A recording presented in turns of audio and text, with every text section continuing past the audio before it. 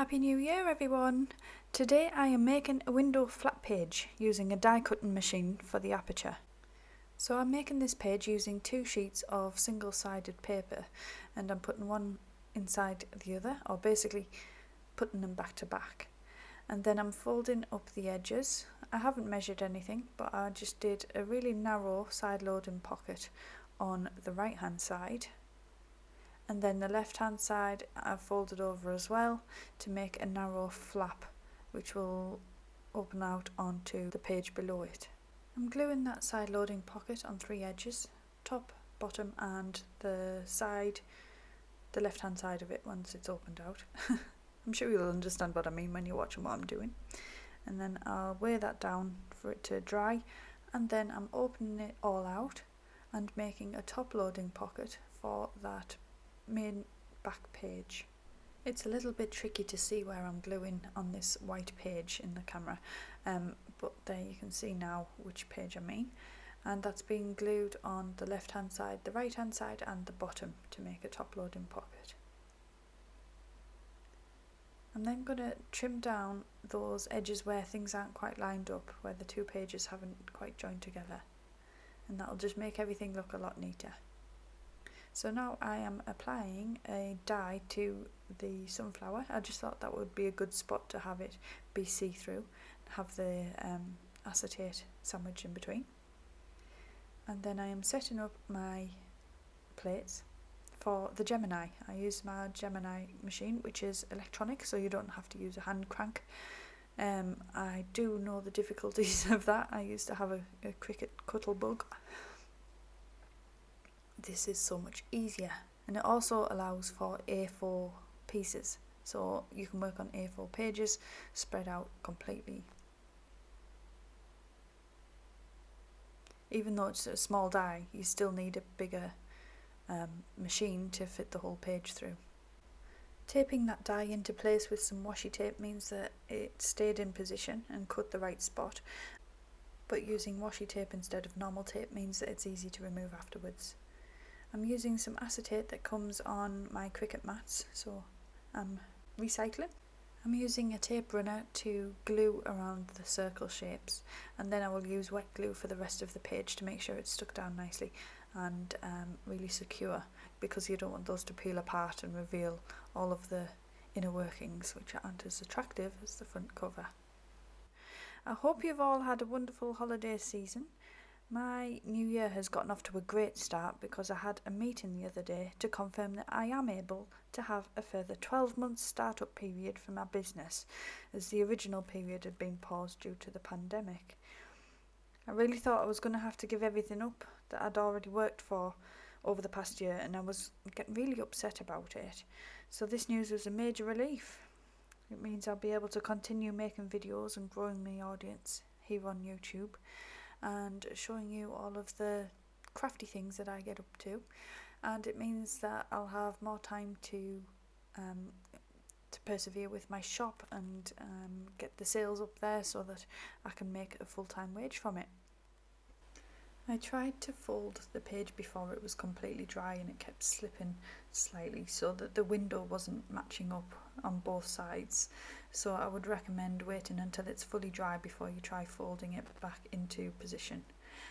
You might get an extra ripple of paper, as you can see there, the bit that was just smoothing down a bit, but I wasn't too worried about that because it's just hidden when it's folded up. And I do intend for it to be folded up while it's inside the journal. It's just one of those spaces that you can flap open and hide little things behind.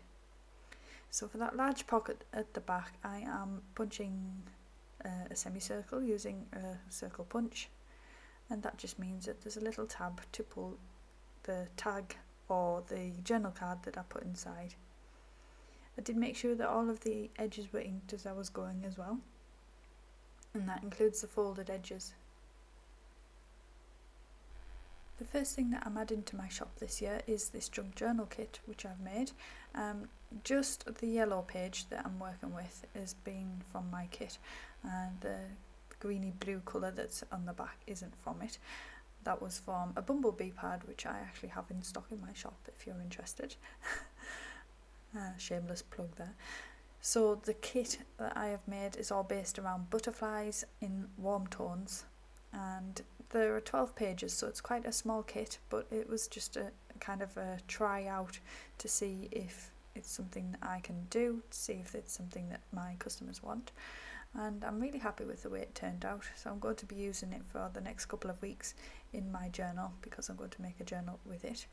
One thing that I've already found out is that it's quite a small kit, and I do need to have more pages available in the future. But if you've got other sheets that you can use, then it's perfect to just add a little bit of embellishment. I'll leave that kit linked in the description below, and then if you're interested in having a look at it, then please do. And then if you want to purchase it, even better. You can leave me some feedback in the comments and let me know what you would like to see in future. I'm making this journal card from a bookmark that I had in my stash. I sell them in the shop, and it was just one that hadn't quite gone according to plan, so it was too good to throw away but too bad to sell, so I've just cut it apart and made this journal card with it. And I'll probably use the other side with the window another time. And then I've covered this card with one of my designs from the pack, from the collection, and it was a nice long thin design, so I thought that would go perfectly in that side loading pocket. I shortened the tag to make sure that it fit in the pocket easily, because there's nothing worse than having to fight with your journal to get things to go inside pockets. So you can see there that it's still going to close over the top of that part that's sticking out, and I did want to have it sticking out so that it's obvious where the tag is. And then I'm creating a pocket with one of these journal cards that are included in the pack, because I wanted that small butterfly emblem to peek through the window. Putting the pocket to one side did make it peek through in the right position, so I was so happy that that was the case. I decided to make the pocket side loading because unfortunately my printer will only print on very thin card. In fact, I would call it paper, to be honest.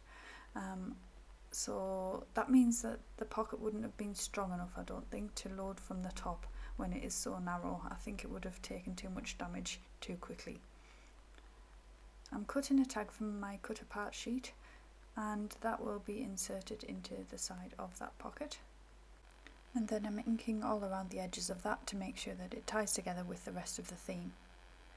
I use my crocodile to cut holes in the right position of the tag, and then I'm just feeding through some string because I like to have a pull on all of my tags.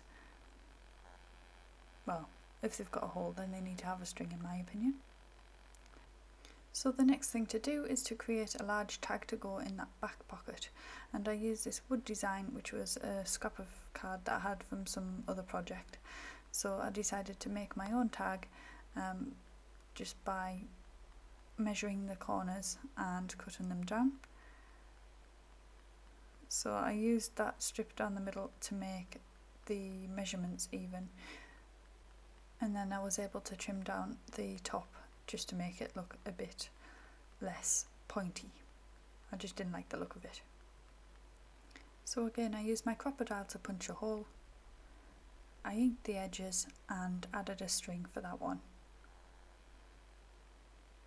And then that was able to fit in the back pocket of the page. It was so fun to be able to use my own paper designs in this journal. It was a steep learning curve, so I'm really happy that I got to the end of it and managed to make a complete set. But I'm really happy with the way that it's turned out and the way that it coordinates, and this page is going to look fantastic in my journal. So lastly, I'll just show you what it looks like when it goes inside the signature.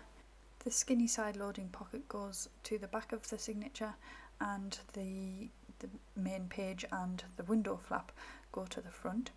And then that just means that there's something interesting to open out and give you extra journaling space and photograph space. And then you've still got that skinny pocket, which makes it just something extra that you can pop things in.